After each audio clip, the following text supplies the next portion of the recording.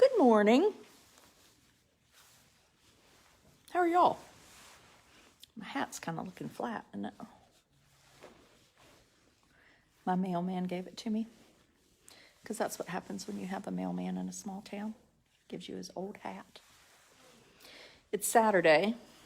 It's dreary outside. It's not as cold as it was yesterday. Not cold enough for a fire. And what else? It's sort of rainy.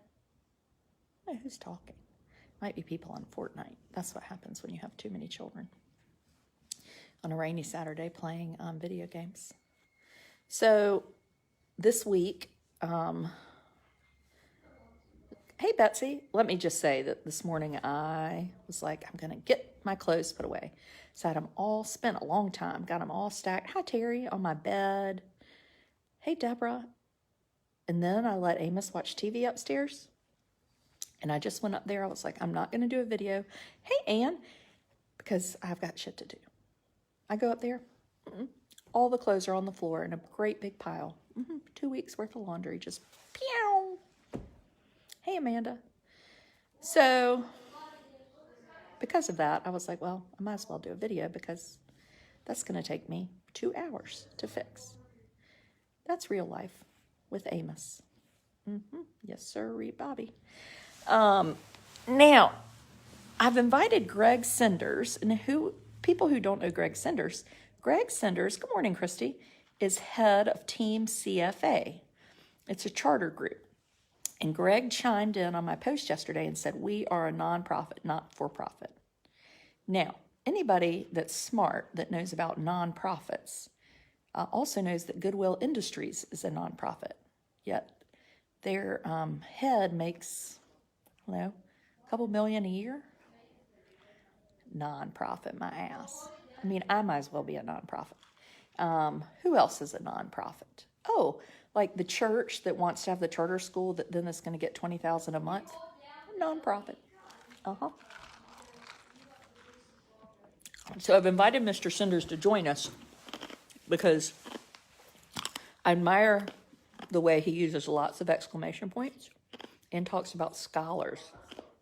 And he, the president of Charter School Organization, says that he, what did he say? He supports homeschooling and private schools and public schools. I'm all for supporting homeschooling, though he's not president of homeschools and private schools. For profit, or he says non-for-profit charter schools, I would be very careful. So CFA is part of this charter school down near Wilmington, New Hanover County. And they got a D last year. And the parents, based on my article, these parents came out of the woodwork. And they're all coming to the State Board of Ed meeting next week. So Mr. Sinders, if you're out there trying to decide if you're ballsy enough to join the video, they're going to be there. And they have lots of questions. And what's really interesting is Team CFA is awfully proud of their involvement with the Thomas Jefferson School. Now, Joe Mamone, who wrote me that mean email last week, the gaslighting one, he was head of Thomas Jefferson, and then he left. And Thomas Jefferson says, oh, we've got great grades. 7% of their kids are low income. Okay, that's like, no offense, but if you live in Chapel Hill, your schools are good because parents are educated.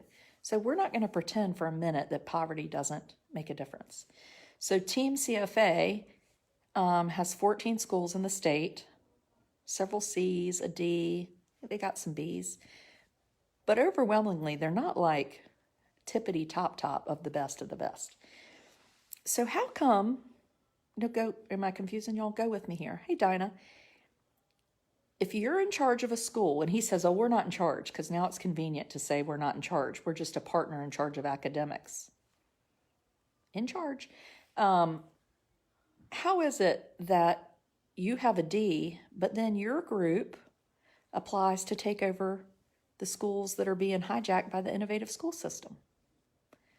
So you don't do a good job, but then we're going to pay you to bring up low-performing schools when you actually run a low-performing school? I mean, I'm more like Forrest Gump than, I was not a Morehead scholar, but I do have a PhD in education, and I'm from North Carolina. And I got 4 kids in public school. And I would say my thoughts aren't biased anyway. So when the head of Team CFA, a charter school company that he calls nonprofit, speaks up, it's hard for me to see the validity in what he's saying. So anyway, I just think that's a shame. In the Innovative School District, there's a school in Wayne County that has been chosen to be taken to the guillotine of the Innovative School District. Now, don't forget, the Innovative School District, they've spent $90,000 in 1 year on marketing to make people think it's good. I've spent $0, and I call it the guillotine. I would like to undo all the marketing of the nonprofit group Innovative School District, because those are your tax dollars paying for that. And I think you really need to know that. Your tax dollars spent $90,000 on a marketing campaign. And the number of poor performing schools dropped this past year from 44 to 14. So really, it's doing great. And Mark Johnson said, oh, it's wonderful. We're going to do this and this. Why don't we do that? Why don't we support our public schools to be better without paying CFA and AAC $100,000 a year to run them? Wouldn't it be cheaper through DPI? Do you remember Mark Johnson cut 41 positions? 41 positions of people who went out to low-income schools to help them be better. So that $5 million that he cut, then the legislature gave to Kim Martin for her Safe Schools app. And yesterday, somebody from Raleigh sent me, Raleigh has a Safe Schools app already that they're using, Wake County. And somebody answers the phone 24 hours a day. So Wake County already has a plan in place, but Kim Martin needs to do one, so she can say she did it. And then we can spend $5 million a year on a call center for tips. Tips. I mean, I care about safety, clearly, but that ain't the way to do it. And I'm not the only one that thinks that, because clearly I have no clue. That comes from about 6 people that no longer work at the center or on the task force, people that are really bright and smart. Amy James has a PhD and a PsyD in forensic psychology. She's the main trainer in threat assessments for the National Criminal Justice Center. She goes all over the country. I mean, for hell's sakes, she trained LAPD. And when Amy says to me, this is the dumbest thing in the world, I have to listen to her. And when Kim Martin says to me, well, what will we do with the $5 million? I have to notice that too. People, just use your brains. Dick Hayes, who was with the Governor's Crime Commission for 18 years, he was at biotechnology at UNC before that. And then he came to the center and worked and took an early retirement because one day he walked downstairs and he said, I can't do this anymore.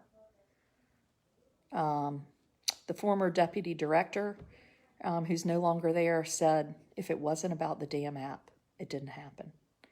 And so I'm tying those two things together because I want you to see what's happening in public education. And I'm sorry I didn't know all this before now. We are where we are.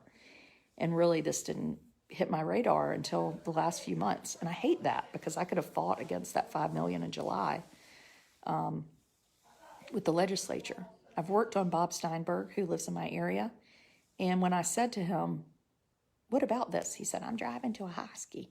You need to call your reps, you need to email them, and you need to say, who else thinks it's a good idea to spend $5 million on this app? And are you aware that it's going to cost $5 million a year?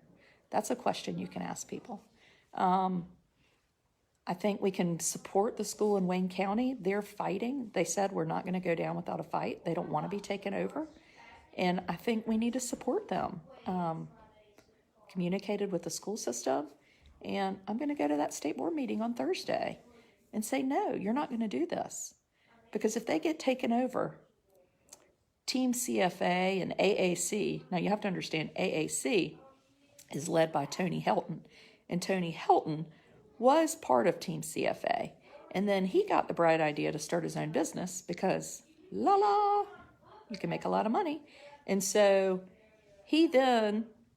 now he's doing it all. He's never done it. The law says you have to have a record of bringing up low-performing schools. the law was broken when his group was chosen, and that's where Team CFA came in to say, oh, well, we'll give him the name behind it. So anyway, these people, if there's something like the mafia, this is it in North Carolina. And I hate to say that it's Republicans. I am a Republican, but it is, and it makes me sad. Now, those Democrats, they love the test, Metametrics out of Chapel Hill. All Democrats making money on testing. But this morning, a teacher shared an article about reading and reading in how our Read to Achieve scores, that was Berger's big plan, has just been an utter failure in North Carolina. And when we ignore good research and do programs in our schools that we think will work, even though there's no research behind them, we fail. The research says, look at Finland, right? That's sort of the catch thing now. They don't push kids to read until age 7. Yet their kids do the best on this like national test, international test that they do every year. Now, Mark Johnson, is getting rid of testing. One thing he's gotten rid of is our kids will no longer have to participate in the international test. Well, isn't that convenient? Because then we can't show how shitty we are at it. Right? If there's a test I want to be a part of, it's that test. I want to know how North Carolina does compared to Finland. Why are they 42 places ahead of us? Maybe because they're doing it right. Good heavens. Hey, Emily, this is just too much. But Travis, I don't think Republicans, this is not how Republicans were made and set up. I'm fiscally conservative, perhaps, but this is not the game. I think there have always been sneaky crap going on in politics, no matter who's in charge. I mean, that's just the case. Politics themselves, it's like people just sell their souls to the devil. Dan Forrest, who took $50,000 from Team CFA. Are you out there? Where are you, Greg Sinders? Come on, show your face. People got questions to ask you. Now I've distracted myself. Oh, they gave $50,000 to Dan Forrest, North Carolina's lieutenant governor. Now he's going to be running for governor in 2020. And he says, well, who I get money from doesn't matter. Liar. I mean, nobody gives you $50,000 without an expectation of what you're going to do. So if it were me and I were running for governor, which someday I really think I might, and Team CFA said, hey, here's $50,000, I'd be like, no, me no want your money. I'd rather be broke and like lick doo-doo off shoes than take that money. Now, if it's a group that says, like, let me think, what group would give me money that I would like? Oh, like the Organization for Assistant Teachers. They want to give me $5,000. Thank you.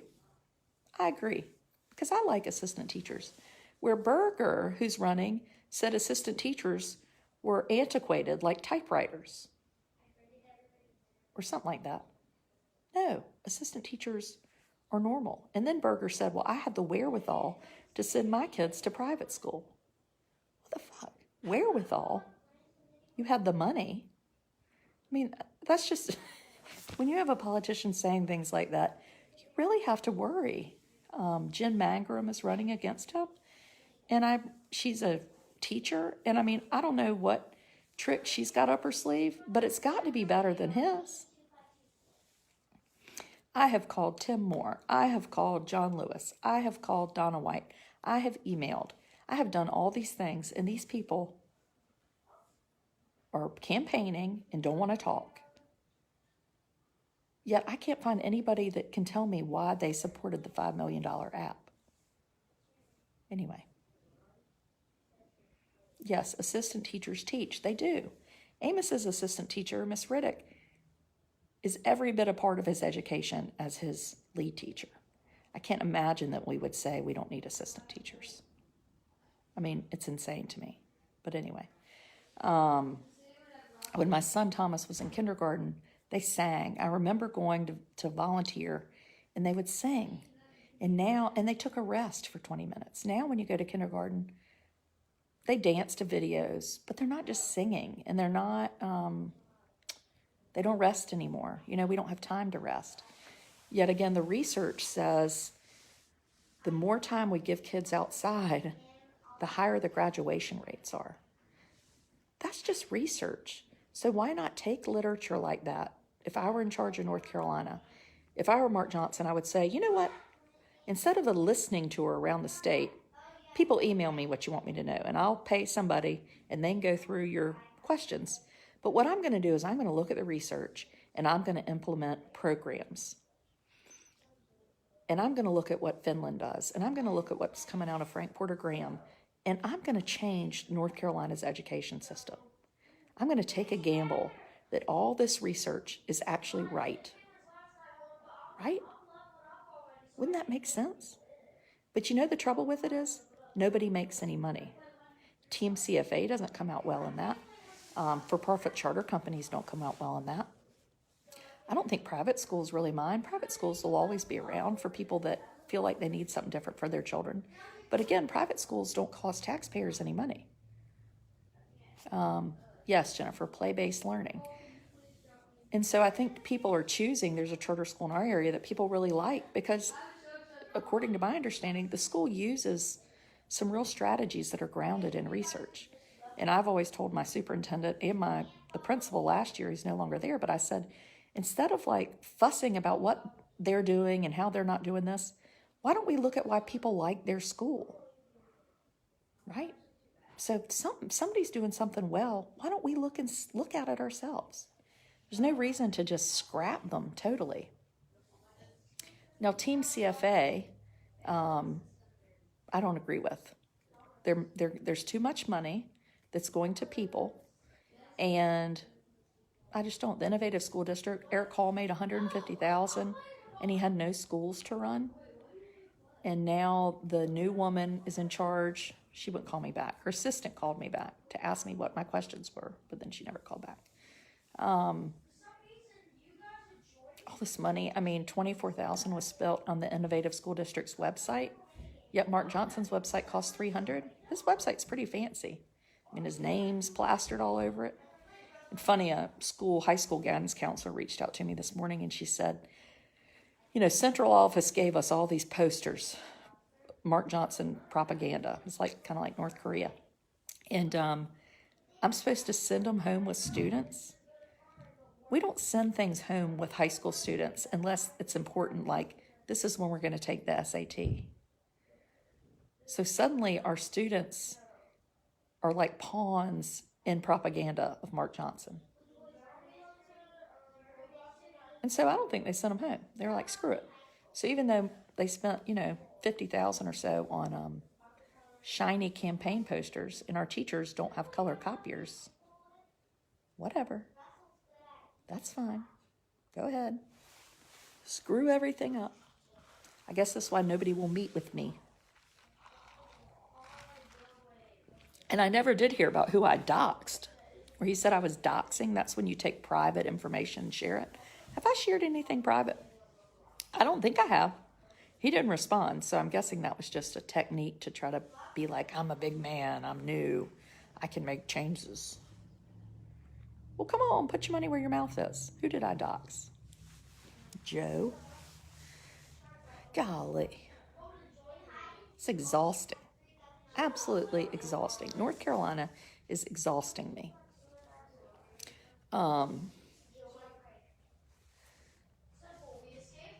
If we put all the resources that are going into the Innovative School District and the money that we're paying Team CFA, and we just said, let's help these schools be better. Let's identify and let's be honest about poverty and what poverty does for our kids. And let's look at some schools that serve high poverty populations and are doing well. And my school in Chowan County, Walker, had a grade of a B, went from a D to a B. And why not bring people in and say, what the hell are they doing? Let's find out. Now, I think it's more of a Band-Aid. I think there was a lot of practicing testing. I think in the long-term problem is we have to get back to play-based learning. We have to really look at the literature regarding reading And it's going to take a few years, but the research says if you instruct and teach the right way, by third grade, those kids will be doing better than their peers. That's just what the research says, in pretty large studies.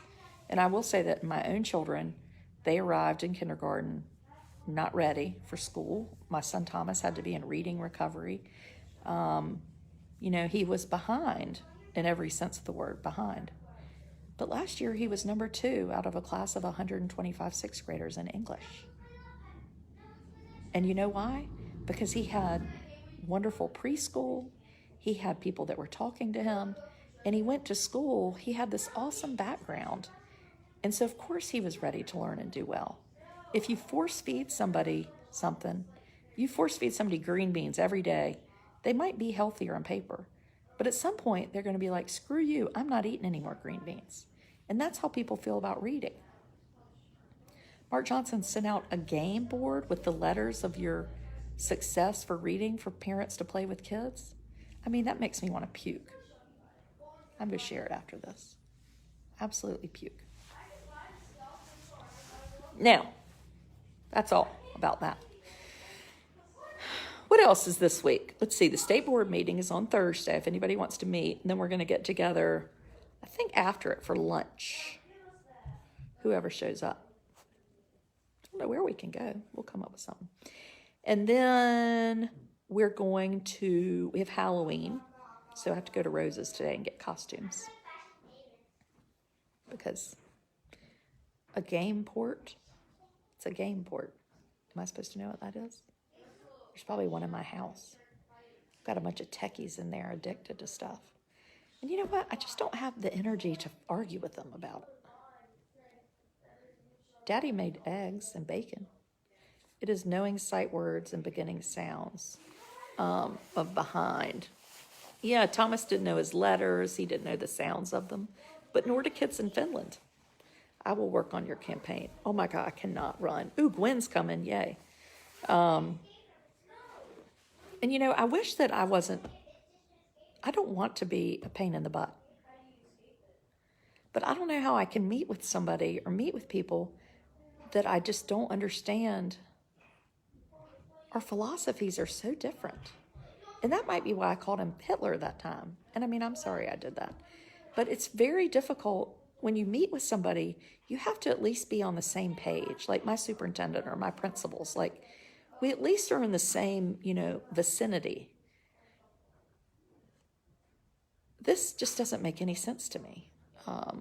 Shanna has to teach. Well, I'm glad that you'll be teaching. And we'll go for you. And a lot of people can make a difference. He sent out a game board for parents to track their kids' reading level. Yes, that's what it is, Christina. Jill and Ashley are coming. Good.